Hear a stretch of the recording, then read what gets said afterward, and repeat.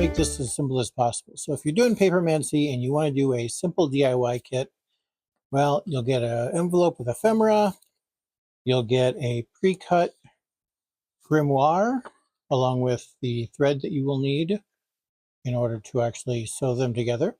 You'll get a pre-cut fragmentarium, mostly pre-cut, there's a little extra goes with that. You will get a pre-cut codex. You will get a pre-folded papers for your grimoire, and hopefully I have it over here somewhere, otherwise it's going to be very embarrassing. Apparently I did not bring down the pre-cut codex paper, but you'll get a pre-cut paper for your codex as well. And you will get, well, it'll be about this size, although this one doesn't go with this kit because this one goes for somebody who likes blue. Anyway, you will also get a pre-cut book charm that you can turn into whatever charm you're going to use, which again is something we go through in the course. But that's what you'll get if everything is pre-cut. But let's say that you're like, no, I want to use my own stuff. I've got my own things. Because the only things you'll need to have and make is a pair of scissors or other cutting device, some glue of some kind, so like your glue stick's fine, a ruler, and that's it, actually. I'm going to actually include a needle, although if you have your own needle, you can use your own needle as well. It just has to have an eye that is big enough for the thread that we are going to put into it. So that's all the tools you'll need to make your own Papermancy kit, at least for chapter 1. But let's say that you want to do it yourself, you have all these things, and you decide you can get a hold of a nice piece of 12 by 12 paper. Why 12 by 12, you ask? I'm glad you asked that.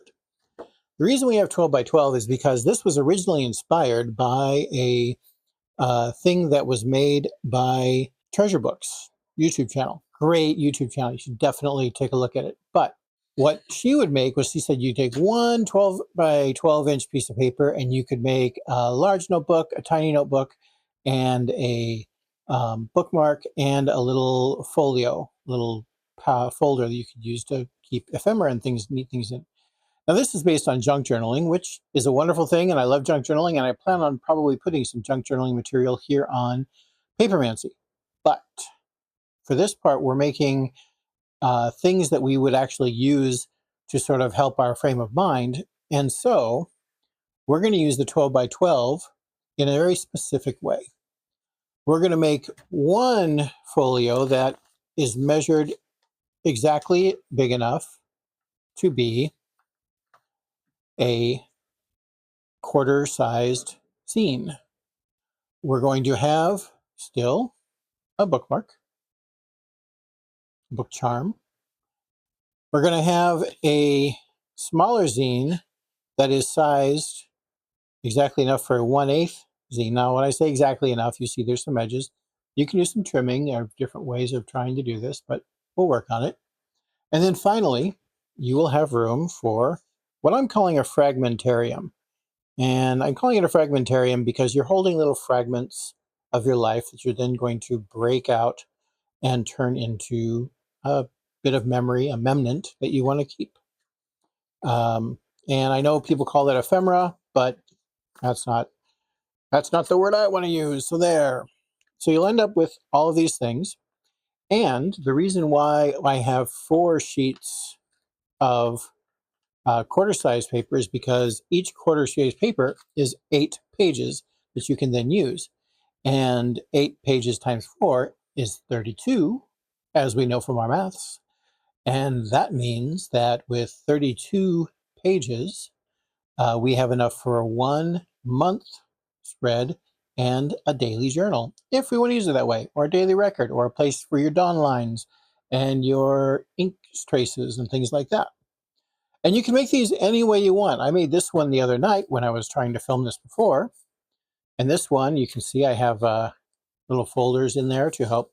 That it's not very decorative, but I wasn't trying to make it decorative at the time. I have a bookmark that I did make decorative. And this particular one, this book charm, is designed to be a tasket, which is another thing we'll go over later on. This was my fragmentarium, which I took a little quote and said, there are two ways to be rich. One is by acquiring much, and the other is by desiring little. From Jackie French Kohler. And you can see I already have some remnants in here, different things to keep and use in this journaling. And then I have the actual journal itself that I made. And you can see it's a quarter size. Let's use a simple pamphlet stitch. We'll learn about how to do that later on. And these particular sheets of paper are ones, they started out the folded up kind, but then I just cut the tops and they turn into individual sheets. There are 16 sheets, double-sided, makes 32. So again, this fits